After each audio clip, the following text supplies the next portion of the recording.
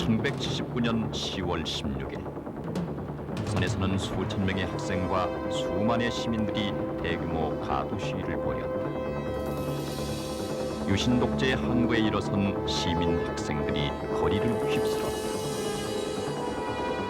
이날의 시민 항쟁은 4.19 이후 19년 만에 처음으로 펼쳐진 대규모의 격렬한 가두 시위였던 만큼 유신으로 굳어버린 당시의 정부 여당과 유신 말기적 증상에 오히려 체념해버렸던 시민들에게 엄청난 충격을 주었다. 당시 정부에서 명명했던 부마 사태가 일어난 것이었다.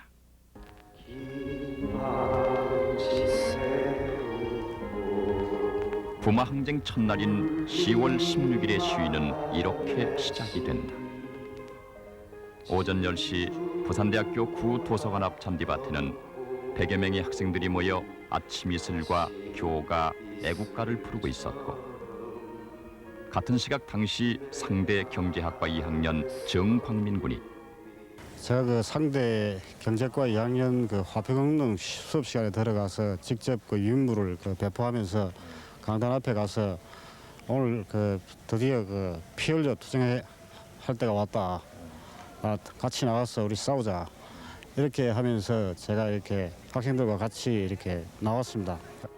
상대 시위대가 도서관에 합류하면서 시위 학생의 수는 400~500명으로 불어났고 분위기는 갑자기 술렁거리기 시작했다. 이때 형사 2명이 정광민 군을 덮치면서 난투극이 벌어졌고, 이때까지 데모대 주변에서 방관자적인 입장을 취하고 있던 학생들이 경찰의 행동에 자극받아 가담하면서 데모대의 숫자는 1000명 선으로 늘어났다. 데모대는 본관 건물을 뒤로 돌아 운동장으로 내려가면서 처음으로 유신 철폐 독재 타도의 구호를 외쳤다. 이때 시위대는 2~3천 명, 신정문 앞에 포진하고 있던 기동경찰 500여 명이 페퍼포그 차량을 앞세우고 교내로 진입하면서 순식간에 교정은 최루가스와 돌멩이의 수라장으로 변했다. 경찰 진입에 일단 주춤해졌던 학생들은 11시쯤 도서관 앞에 다시 2천여 명이 모였고, 이 자리에서 정광민 군의 선창에 따라 수천 명이 구호를 제창했다. 1. 유신헌법 철폐, 2. 안정성장 정책과 공평한 소득 분배, 3. 학원 사찰 중지, 4. 학도극단 폐지, 5. 언론 집회 결사의 완전한 자유 보장, 6. YH 사건에서와 같은 반윤리적 기업주 엄단, 7. 전 국민에 대한 정치적 보복 중지. 1시간쯤 계속된 교내 시위에서 돌파구를 찾지 못한 학생들은 11시쯤부터 본격적으로 학교 밖 진출을 시도했고, 일진 300여 명이 구 정문 옆에 철책을 뚫고 가장 먼저 거리로 진출한 데 이어 이진과 삼진도 신정문 옆에 4대 부속고등학교를 통해 1000여 명이 거리에 나섰다. 이때 정오쯤 교내에서는 1000여 명이 운동장에서 시위를 계속하고 있는 가운데 박기채 총장이 운동장 한 구석에 나타났다. 박 총장은 마이크로 오늘 사태는 매우 유감스럽다. 일부 학생들의 그릇된 생각에서 비롯된 것이다. 특히 다른 학교와는 달리 우리 학교가 이렇게 한 것은 심히 유감스럽다며 설득했다.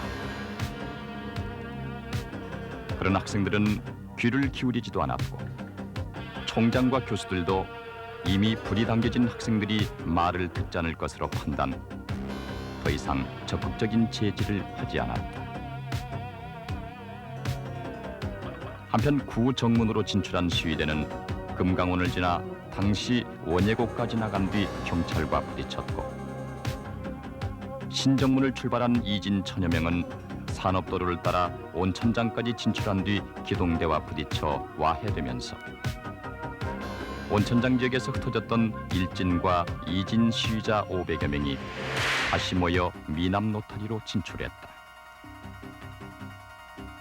이 시위대는 미남 노타리에서 투석으로 경찰 기동대를 뚫고 사직동 군부대까지 나갔다가 경찰의 완강한 방어에 막혀 해산했다.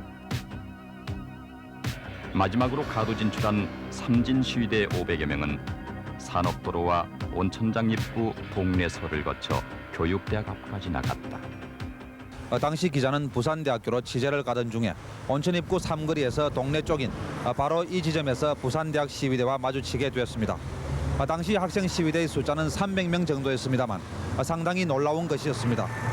그 이유는 학생 시위대가 가두로 진출했다는 점과 학생 시위대 가운데 여학생들이 많이 섞여 있었다는 점이었습니다. 당시 삼진 시위를 주도했던 신재식 씨의 이야기다. 막상 교대 앞에 오니까 이제 경찰하고 대치가 되게 되고 충돌하게 되고 그런 과정에서 이런 상태로서 도보로서는 시내 진출은 불가능하다. 그러니까 요거는 뭐 이제 차를 이용한다든지 그런 방법밖에 안 된다 그래가지고 2시에 시청 앞이다. 그렇게 이제 서로 외치고 또 서로 전하고 일부는 학교로 가서 되돌아가가지고 학생들한테 전하고 그래가지고 이제 시위대가 본격적으로 그 시내 남포동이나 강북동으로 이제 진출하게 된 겁니다. 경찰은 양정과 서면 노타리에 병력을 배치, 시내버스를 세우고 시내로 향하는 학생들을 끌어내렸으나 검문으로 인한 교통체증 때문에 곧 포기하고 말았다.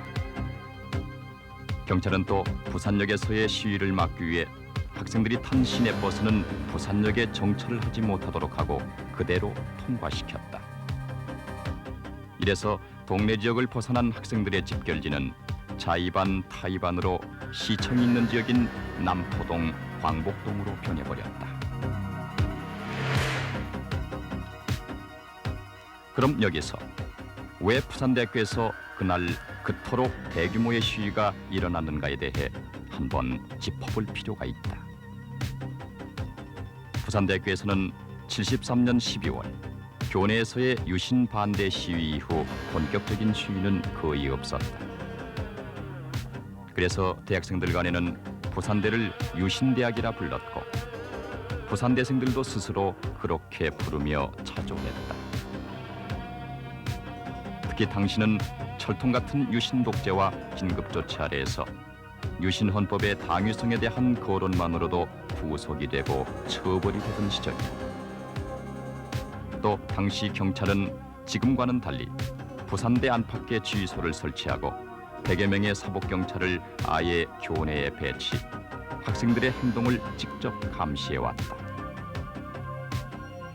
이러한 현실 속에서 정광민 군이 그부 등 몇 사람의 도움으로 시작한 시위가 부산대 7천여 학생의 절반 이상이 참가하는 대규모 교내외 시위로 발전했다는 것은 쉽게 납득이 가지 않는다. 당시 이념서클을 주도하면서 학생운동에 깊이 관여했던 김종세 씨의 이야기다. 그 당시에 있었어요. 부산대학교에서 학생들이 가졌던 심리적인 요소라 그럴까요? 이런 것들이 막 결합됐던 것이 16일 날에 많이 동원되는 데에 원인이 됐었고 또 그와 더불어서 아주 직접적으로는 15일의 그 시위가 불발로 끝났다는 데 대한 강한 반작용, 이것이 16일의 그 시위를 그토록 격렬하게 만들었던 이유가 아니겠는가. 그날의 시위에 불을 당겼던 정광민 씨는 당시의 분위기를 이렇게 말한다. 가장 직접적인 것은 그 전날 그 시위의 실패, 10월 15일 날 부산대학교 그 유인물 배포권 거기에서 상당히 새로운 어떤 투쟁을 이렇게 준비해야 한다라는 그런 생각을 가장 직접적으로 느끼게 되었습니다. 그렇지만 이미 그 10월 15일 또는 그 79년 10월을 전후한 그 국내의 상황이라고 하는 것은 이미 그 유신 정권의 그 말기적인 정상 이런 것들이 그야말로 그 전 국민의 감지할 수 있을 정도로 그런 어떤 정치적 탄압 이런 것들은 굉장히 심각하게 진행되고 있었습니다. 그렇다. 하루 전날인 10월 15일 오전 10시쯤 부산대에서는 어쩌면 우연하게도 두 건의 시위 기도가 동시에 있었다. 유인물을 전부 나누어주고 도서관에 도착하니까 10시 한 10분경쯤 됐더랬습니다. 그래서 유인물 내용에는 10시에 도성 앞에 모여서 유신체제를 반대하는 항의를 하자라고 되어 있었는데 이미 시간이 지났고 그때도 학생들은 없었기 때문에 저희들 생각으로는 이 제대로 안 된 걸로, 무산이 된 걸로 생각을 했는데 나중에 알고 보니까 그 한 30분쯤 뒤에 학생들이 웅성거리고 모이기 시작했다는 사실을 알았습니다. 15일 날은 뭐 제가 유인물을 뿌리면서 본관 그 강의실 일부 하고 그다음에 서클 그 파크 그쪽 일부 좀 뿌렸는데 뭐 10시 막상 가 보니까 그 이제 학생들이 막 안 모여가지고 막 일단 15일은 실패다. 이날의 시위 기도는 두 건 다 시간차로 인해 불발로 끝났다. 시위 주도자들은 선언문을 뿌린 뒤 10시에 도서관으로 갔으나 인파가 모이지 않자 실패한 것으로 생각, 학교를 빠져나갔고 선언문을 받아준 학생들은 11시쯤 되어서야 500여 명 정도 모였지만 주도자가 없는 상황에서 갈피를 잡지 못하다가 자진 해산하고 말았다. 여기에서 부산대 학생들은 자신들의 모습을 더욱 초라하게 느꼈고 이러한 울분 감정이 다음 날 10월 16일 대부분의 학생들이 참여하는 대폭발로 이어졌다. 교회 진출을 통해서 처음으로 느꼈던 것은 그 시민들의 가히 폭발적이라고까지 표현할 수 있을 정도로 그 홍도가 엄청난 것이었다는 점입니다. 처음에는 저희들로서도 예상하지 못했던 그런 일이었죠. 차를 타고 가던 많은 사람들이 차창 밖으로 손을 흔들고 그 시위대를 향해서 지지와 성원을 보냈고 기사들도 잠시 차를 멈추고 박수를 치거나 또는 그 V자를 그리면서 열렬한 호응을 보냈습니다. 이상이 왜 부산대학에서 그날 갑자기 그토록 큰 시위가 펼쳐졌는지를 설명해 주는 것이다. 10월 16일 오후 2시경 동네 지역에서 강제 해산당했던 시위 학생들의 대부분이 남포동과 광복동 지역에 나타났다. 이들은 그냥 삼삼오오 모였다가 헤어졌다. 또 서성거리고만 있었다. 부산의 가장 중심가에서 시위는 아무도 계획하지 않았고 또 예상하지도 못했던 만큼 어떻게 행동해야 할지를 몰랐기 때문이다. 그러나 2시를 조금 지나면서 학생들은 부영극장 앞과 부산 데파트 앞, 국제시장 지역에서 200~300명씩 모여 앉아 아침 이슬과 선구자 등의 노래를 부르거나 독재 타도 유신철폐 구호를 외치며 가두 시위를 시작했다. 어둠이 깔릴 때까지 1,500명 정도로 추산되는 학생들이 10여 군데에서 경찰과 충돌하며 시위를 벌였다. 한편 이날 오후 중심가 시위에는 수업 중 부대생들의 가두 시위 소식을 듣고 달려온 고신대생 수백 명이 합세했다. 어둠이 깔리고 시민들이 데모에 합세하면서 시위는 새로운 양상으로 변해갔다. 어둠이 깔리면서부터 시민들의 이 참여는 간접적인 그 참여에서 보다 직접적인 하나의 어떤 주체로서 나설 수 있었다는 것입니다. 그래서 오후 저녁 7시, 8시 이쯤에는 남포동, 강북동 그 시위 대열 속에서는 학생과 시민이 한 덩어리가 된 그 퇴근길의 저녁 7시를 전후해 시청에서부터 남포동을 거쳐 중구청으로 이어지는 간선도로와 광복동 미화당 백화점 부근은 시민과 학생이 뒤섞인 수만의 군중들로 메워졌다. 4.19와 흡사한 민중 봉기가 19년 만에 재현됐다. 이때부터 경찰의 진압작전이 강경해지면서 도심은 대부분의 상점들이 셔터를 내린 가운데 쾌륙가스로 뒤덮였고 경찰에 쫓긴 시위대는 게릴라전의 양상을 띠면서 시위 방법도 과격해졌다. 이날 저녁 8시 반쯤 시위의 중심부에 있었던 남포 파출소가 공공건물로는 처음으로 시위군 중에 의해 박살이 났다. 곧이어 남포동 간선도로에서 시위대 한가운데로 진입했던 경찰 순찰차와 작전 트럭이 뒤집혀지고 불탔다. 당시 3천여 명의 병력으로 대모 진압이 불가능하다고 판단한 경찰은 10시부터 통행 금지를 실시한다는 가두 방송을 했다. 그러나 군중들은 집으로 돌아가지 않았다.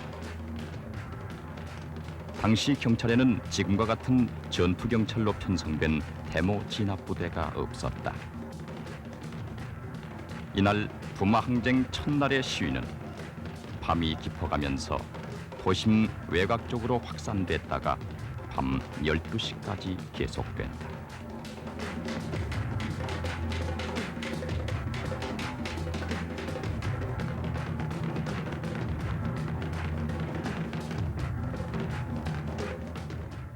부마 항쟁 이틀째인 10월 17일. 이날은 바로 10월 유신 7주년을 맞는 날이기도 했다. 이날 오전 10시 부산 시민회관에서는 10월 유신의 당위성을 강조하는 기념 행사가 열리고 있었고, 이 시간 휴교령이 내려진 부산대학교 정문에서는 천여 명의 학생들이 교수들의 귀가 종용해도 아랑곳하지 않고 스크럼을 짠 뒤 유신 철폐를 외치며 동네 온천장 방면으로 진출했다가 기동대에 의해 해산됐다. 이날 낮 1시쯤 동아대학교에서는 교련 수업을 준비하고 있던 정법대 학생 200여 명이 운동장을 돌면서 시위를 시작했다. 이들은 교내로 진입한 경찰에 의해 해산당하면서 강의실과 잔디밭 등에서 노래를 부르다가 저녁 6시 남포동에서 모이기로 약속하고 헤어졌다. 이날 오후 3시 반, 당시 구자춘 내무장관이 부산시장실에서 기자회견을 가졌다. 어제 일부 학생들의 중심과 소란 행위는 큰 유감이다. 앞으로는 단호히 대처하겠다. 여기에서 기자들은 시위 사태 보도가 긴급조치 구호 위반인데 보도해도 되느냐고 물었고, 부 장관은 회견 내용은 보도해도 좋다고 했다. 이래서 17일 저녁부터 부산 시위가 보도되기 시작했다. 정부는 시위 진압 실패 책임을 물어 이수영 부산시경국장을 직위 해제하고 부임의 군 출신인 송재근 치안본부 제2부장을 발령했다. 둘째 날 어둠이 깔린 저녁 6시 반쯤 남포동 광복동에서 함성과 함께 시위가 일어났다. 이날 시위는 그 무대가 서구와 동구 지역까지 확산됐고 중심과 접객업소 종사자를 중심으로 한 일반인들의 가세가 두드러지면서 전날보다 과격해졌다.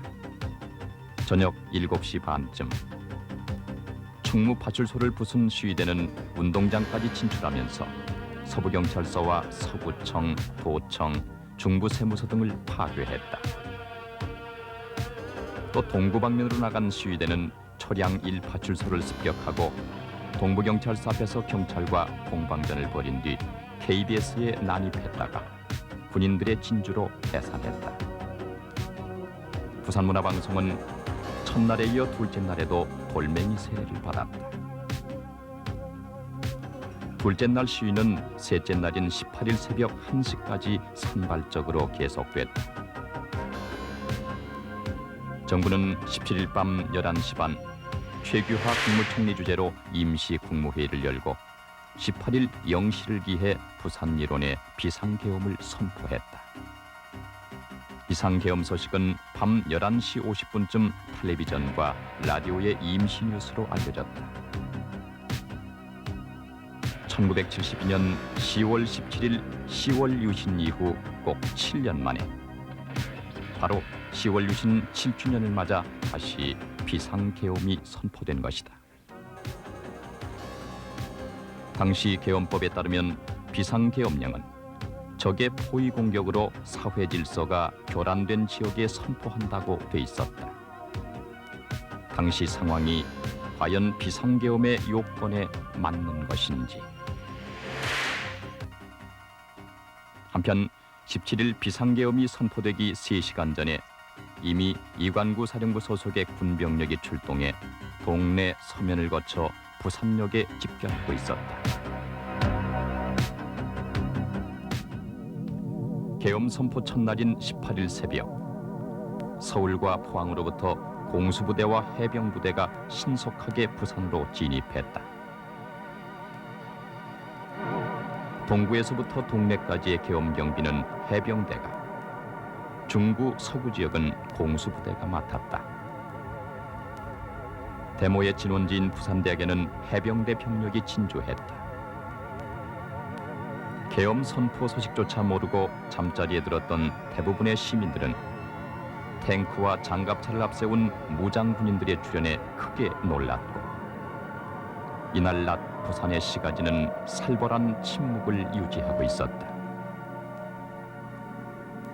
그런데 이날 밤 8시쯤 중무장한 계엄군이 진주에 있는 시청에서 200~300m 거리인 남포동 지하도 부근에서 함성이 일어나면서 갑자기 형성된 500여 명의 시위대가 계엄 철폐를 외치며 시청으로 전진했다. 누구도 예상하지 못했던 계엄하에서의 데모가 일어났다. 이때 공수부대 병력은 데모군중 속으로 들어가면서 M16 대머리판과 특수 권총으로 시위자들을 무차별 구타했다. 공수부대원들은 힘의 위력이 얼마나 무서운 것인지를 부산 시민들에게 보여주었다.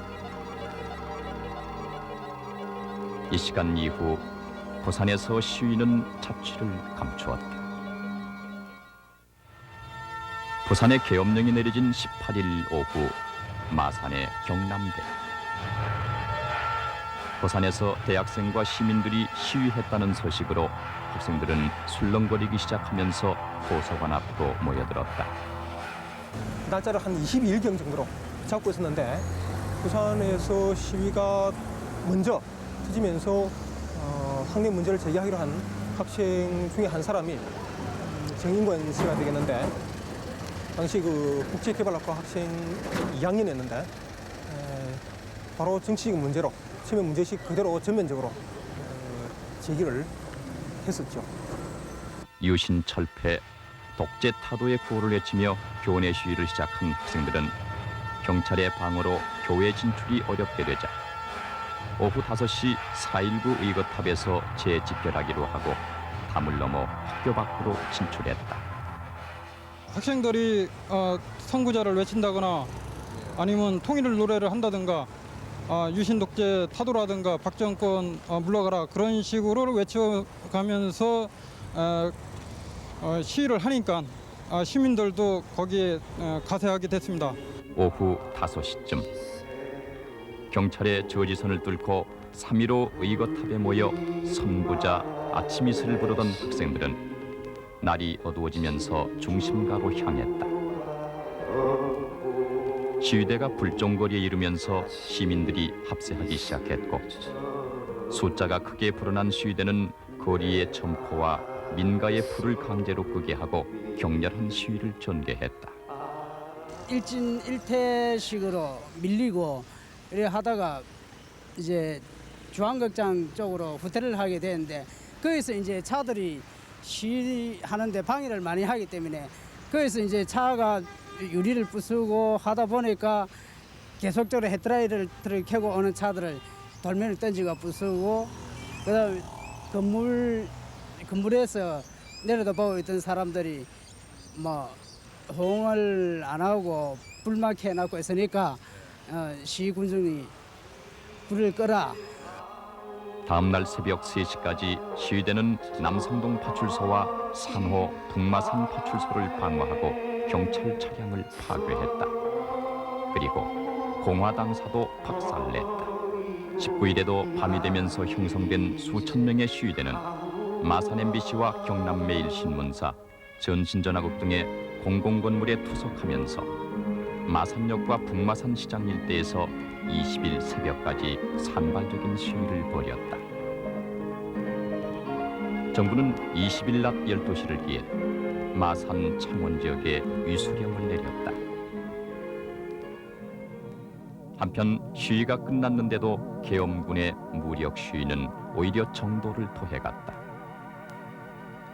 계엄군 진주 이틀째인 19일 저녁 퇴근길에 그것도 부산시청 앞에서 무자비한 폭행을 당해 장파열 수술을 받았던 김종길 씨는 당시 상황을 이렇게 설명했다. 그 뒤에 발로 차고 뭐 어디에 구타했는가 내가 도로에 자빠지가 있더라고요. 그래 내 죽는다고 뒹굴고 있으니까 그 군인 2명이 내를 이렇게 씌우더라고. 이렇게 씌우면서 누가 거기서 뭐 한 대를 때리는데 그때는 졸도인 상태고요. 바로 맞고 쓰러졌는데 그때 직장 동료가 옆에 있었는데 그 보고 뒤에 이야기를 해주던데 육교가 요 있었는데 요 밑에다가 처박아 나와갖고 꼬리 안쳐가 있는 상태에 머리를 박은 상태에 있더라 이거든요. 그래갖고 거기서 완전 졸도가 되니까 파출소로 뚫고 가라 이래 했던 모양이에요. 파출소 뚫고 가니까 머리도 깨지고 막 상처가 입었으니까 막 씻거라 그러더라고요. 씻어갖고 거기서 다시 졸도가 되어버렸다고요. 예. 졸도 돼갖고 눈을 떠보니까 병원이라. 예. 김종길 씨는 지금도 후유증으로 고생하고 있다. 계엄군의 행패는 시간과 장소, 남녀노소를 가리지 않았다. 그들은 선량한 시민도 두들겨 패고 이를 말리던 경찰관도 두들겨 패고 휴가 나온 군인도 두들겨 팼다. 아마 오후였습니다. 양쪽에 공수부대들이 횡대를 가서 쭉 서가 있었고 그다음에 그때 이제 공수부대 중수 한 사람이 여기서 이제 지휘하고 있었습니다. 그때 육군 병장 한 사람이 이제 아마 휴가 나왔던 모양이죠. 이렇게 지나가는데 무조건 부릅니다. 야 이리 와 해가지고 오니까 대짜고짜 말도 없이 무조건 하고 뚝 패는 거 있죠. 그냥 뭐 군합발로 까고 뭐 주먹으로 때리고 하니까 요 건너서 공수부대 2사람도 더 옵디다 보니까 아마 쫀병이 모양이죠. 와가지고 셋이서 합세해가지고 그냥 무차별 그냥 아무데나 막 붙하는 거죠. 그러더만 나중에 한참 패니까 마저가 기절해 군인이 기절을 하니까 중사가 데리고 가라니까 2사람이 부축해가지고 이렇게 저쪽으로 계련에 있는 쪽으로 2사람. 젊은 사람 2사람이 꿀에 앉아가 있었고 그 중사 계급장을 단 그러니까 계엄군이 구두발로 마구 두드려 패고 있는 걸 그대로 지나칠 수 없어가지고 왜 그러느냐고 물었어요. 그러니까 느닷없이 자식들 너희는 뭐냐고 총을 들이대길래 기자 신분증을 보여줬습니다. 그러니까 기자문도 아니하고 하여튼 당신들도 가지 말고 여기 있으라 그랬어요. 그때가 한 통금 5분 전을 남겼는데 그런 상황에서 위에 2층에 그 점원 하나가 벌써 문을 닫았기 때문에 거기에 신을 갖다가 이렇게 쇠 창살에 걸어놨는데 그걸 그다 드릴라 하다 신이 떨어졌어요. 그러니 그걸 주스로 나왔는데 그 사람도 또 같이 군화하고 개머리판하고 패기 시작하는 거예요. 하다 어처구니 없어가 뭐라고 기자라고 이야기를 했는데도 통하지 않는 그런 상황에서 아주 막연했습니다. 언론기관과 시청, 계엄사 민원실 등에는 계엄군의 폭행을 고발하는 시민들의 항의 전화가 빗발쳤다. 그러나 아무도 도움이 되지 못했다. 4.19 때 계엄군이 적어도 중립적 자세를 취하거나 민의를 알고 오히려 국민의 편에 섰던 사실을 부산 시민들은 기억하고 있었다. 그러기에 시민들이 받은 상처와 배신감은 더했다. 부산시는 계엄군에 폭행당한 시민들을 무료 치료해주기로 하고 신고를 받았다. 자진 신고한 시민은 56명. 이들 가운데 42명이 계엄군이 진주한 18일 이후에 다친 것으로 집계됐다. 시위를 하지 않았을 때 부상자가 더 많았다. 한참 뒤 당시 최석원 부산시장과 계엄사 군 장성이 병원에서 치료 중인 시민 학생들을 위문하고 10만 원에서 20만 원까지 위로금을 주었다.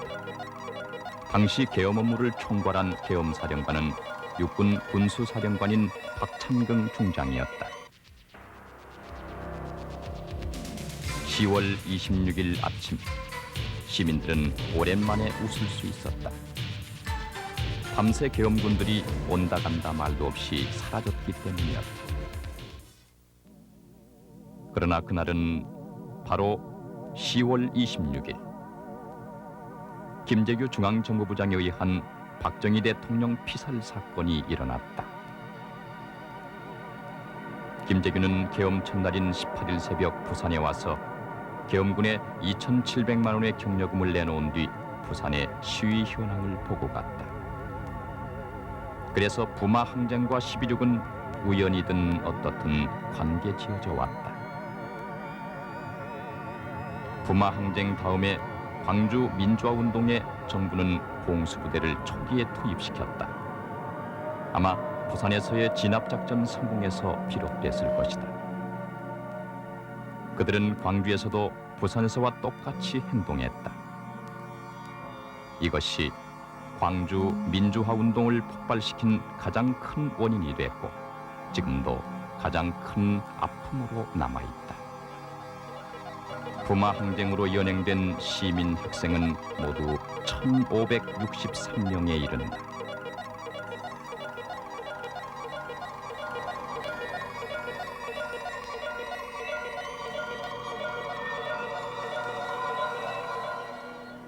일반 검찰에 송치된 정광민 씨 등 31명은 그해 12월 8일 긴급조치 해제로 인한 공소취하로 모두 석방됐다. 그러나 군법회의에 넘어간 이진걸 씨 등 20명은 실형을 선고받았다. 연행된 학생 시민 가운데 일부는 경찰과 계엄사 합동수사반에서 가혹한 신문을 받았다. 그 이유는 첫째, 당시 인권이 전혀 보장되지 않았고, 둘째, 수사당국은 그 같은 시위가 결코 순수한 동기에서 비롯됐다고 보지 않았던 것이다. 따라서 수사당국은 없는 배후를 캐내기 위해 마구잡이식 고문을 했다. 이 과정에서 부마 항쟁과 직접 관계가 없었던 김광일 변호사와 중부교회 최성묵 목사 등 제야 인사들이 연행돼 고초를 겪었다. 당시 학생이 아닌 신분으로 이진걸 씨와 함께 민주선언문 제작 배포에 참여했다가 붙잡힌 남성철 씨의 이야기다. 여기에서 바르게 네가 이야기를 하지 않는 것은 참 죽어나갈 거라고 이야기를 해드렸어요. 중점이 배우 관계였어요. 주로 이 시주를 받더라도 새벽에 나가가지고 받고 보안사 있을 때는 주로 앉아 잠 안 지우고 부탁 그러고 동네서에 와서도 역시 내 밖에 돼 있어. 그야 뭐 가오회의 뭐 정도가 어디까지 가는지 어디를 뭐 고문이나 하는지 모르지만 기본 아니겠습니까? 뭐 다른 생각보다 막 죽고 싶다, 죽어 뿌렸으면 하는 이 생각이 뭐. 당시 경남대 3학년 학생으로 마산 시위에 참가했던 최갑순 씨의 증언이다. 공수부대나 경찰이나 내가 뭘 했는지 내가 말하는 주장하는 바도 뭔지도 모르는 사람들이 말만 하면 입을 차고 뭐 배를 차고 막 진역에 되는 그 부분이 있죠. 그건 도대체 말도 통하지도 않아요. 아주 원초적인 말, 행동, 뭐 여튼 폭행도 어느 정도 심지어는 어떻게 이렇게 개구리처럼 이렇게 팔, 다리 쫙 눕혀놓고 하복부를 진 군홧발로 막 밟는다든가 뭐 빨가벗겨 놓고 꼬챙이 같은 거를 가슴 부분이 뭐 어떻게 생겼다든가 그리고 이제 나중에는 뭐 시집도 못 갈 거라는 거. 이야기가 계속되면서 최 여인은 울음을 터뜨렸다. 그러나 곧 그녀는 밝게 웃었다. 남편과 아들을 둔 행복한 한 가정의 아내로서 여유와 자신감이 되살아났다. 이제 부마 항쟁은 10년을 맞는다. 그러나 부마 항쟁은 그 원인이 됐던 박정희 대통령 살해 사건, 이른바 12.6에 의해 오히려 묻혀지고 그 이듬해 광주 민주화 운동의 그늘에 가리어져 왔다. 그 전에 있었던 4.19의 소위 그 학생 어그라고 하는 그런 그 정신이 이 개성된 학생들의 하나의 그 민주화 운동이 아닌가 이렇게 보는데, 이제 그 속에서 학생들 주장했던 민주화 운동이라 하는 그 구체적인 내용이라 하는 것이 뭐 당시에 그 주장되었던 소위 그 인권에 대한 인권 회복이라고 그럴까요, 그죠? 그런 문제 혹은 억압된 자유에 대한 어떤 그런 그 회복, 이러한 것에 대한 그런 그 운동으로 전개되었기 때문에 결국 시민들의 지지를 얻을 수 있었다. 이렇게 볼 수 있지 않겠는가 생각하는데, 그렇게 보면은 어떤 면에서는 학생이 중심이 된 하나의 그 현대적인 의미의 민주주의 운동이었다. 이렇게도 생각할 수 있겠습니다. 만일 앞으로 또 민주주의에 대한 아주 그 반역사적인 그런 도전이 있을 때는 그 마산, 부산, 우리 이 지방 이 향토 사람들은 거기에 이 선대 경험을 개성해서 결코 그러한 그 반민주적인 비민주적인 그러한 기도를 용서하지 않을 뿐만 아니고 능히 시민의 힘으로서 분쇄하리라는 것을 믿어 의심치 않습니다. 유신 체제를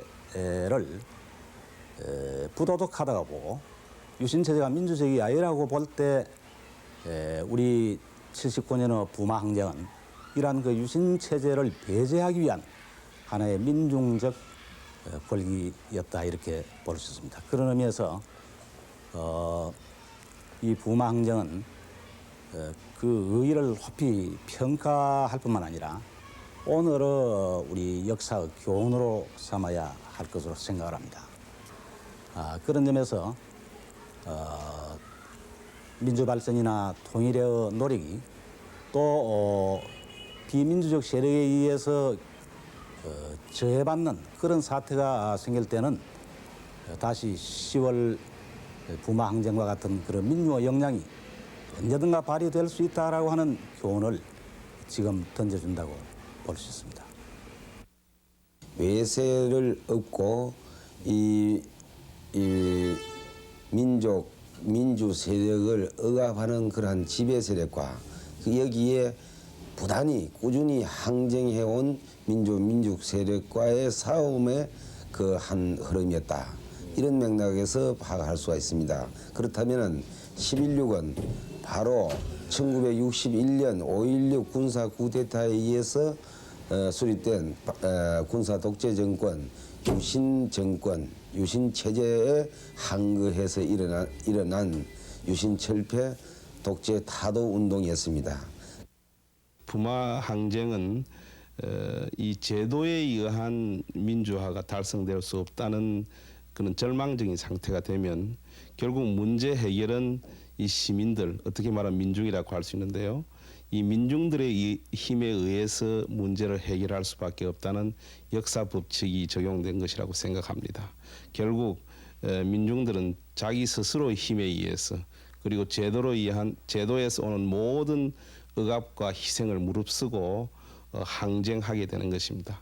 그런 의미에서 이 부마 항쟁은 그 이전에 있었던 3.1운동 또는 4.19 어그, 또 그 이후에 계속된 광주 항쟁, 또 부산 지역을 중심으로 일어났던 60 항쟁 등에 보일 수 있는 바와 같이 우리 민족사에서 이어지는 커다란 역사적 사건의 봉우리 중에 우뚝 솟은 하나의 봉우리라고 생각됩니다.